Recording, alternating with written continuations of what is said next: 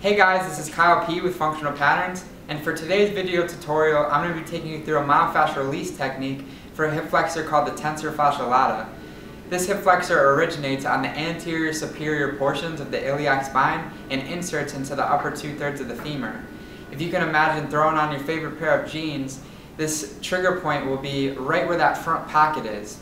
Also, it will be about the size of the palm of your hand, so you have a little room to play in there. Today we're going to be using a lacrosse ball to get after this trigger point, but I would highly suggest regressing down to a tennis ball for some of you guys who are beginners with these trigger point therapies. Before I show you guys this technique, I want to break down a little physiology for you. In our current culture, we've adapted very well towards a seated position, whether it's growing up in school, sitting for 8 hours a day, or if you have any sort of desk job, sitting at your computer, eating dinner with the family, watching your football game on the weekend. We tend to find ourselves in a seated position through many hours throughout our lifetime.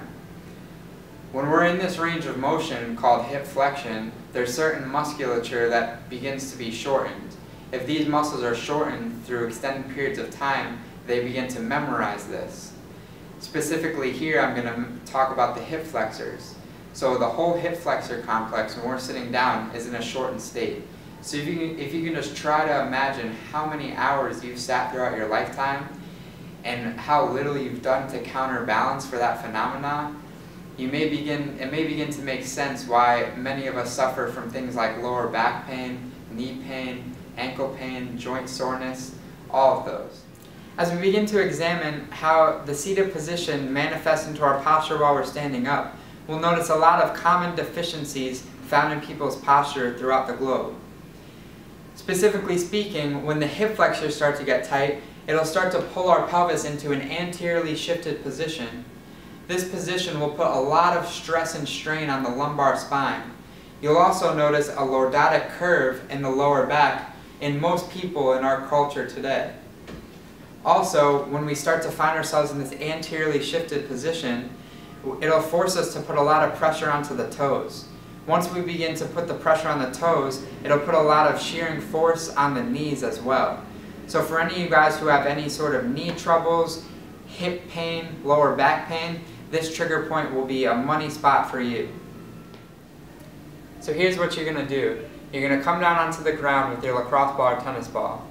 From there, I'm going to have you guys extend your body out into a straight line. I'll first demonstrate on my right side for you.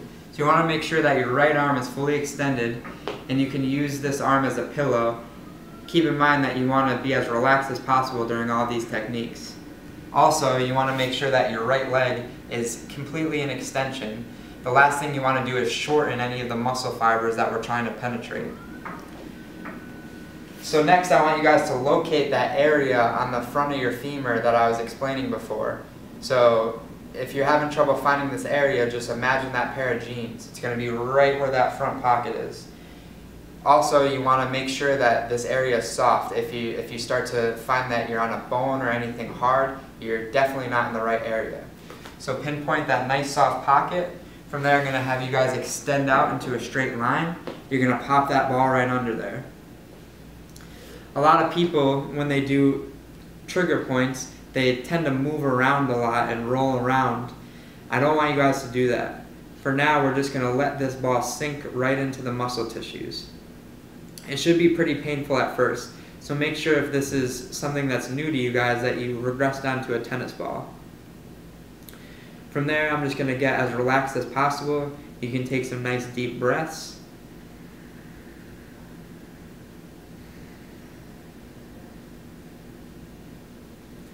Once the pain starts to dissipate a little bit, you can slowly move this ball just a little bit. Sometimes just moving it a centimeter or so can really make a difference and unlock a whole new area of dysfunction. Keep in mind, guys, you want to attack the pain here. This is going to be a painful and uncomfortable process, but just think that it's so extreme how many hours that we've been sitting throughout our lives that we need something pretty extreme to counterbalance that. So I'll switch sides for you guys. Make sure you're in full extension with your arm and leg. You're going to pop that ball right on the hip flexor.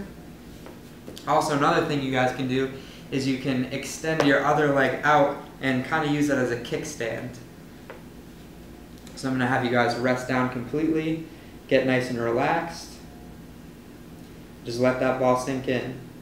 You probably want to do about anywhere from 2 to 5 minutes on each side, and you guys should be good to go from there. I hope you guys enjoyed this technique. If you liked it, be sure to subscribe to my channel, leave a comment below if you have any questions, like, share it with your friends, and be sure to stay tuned for more upcoming videos and techniques like this in the future. This is Kyle P with Functional Patterns, reminding you to live intentionally and not habitually. Take care.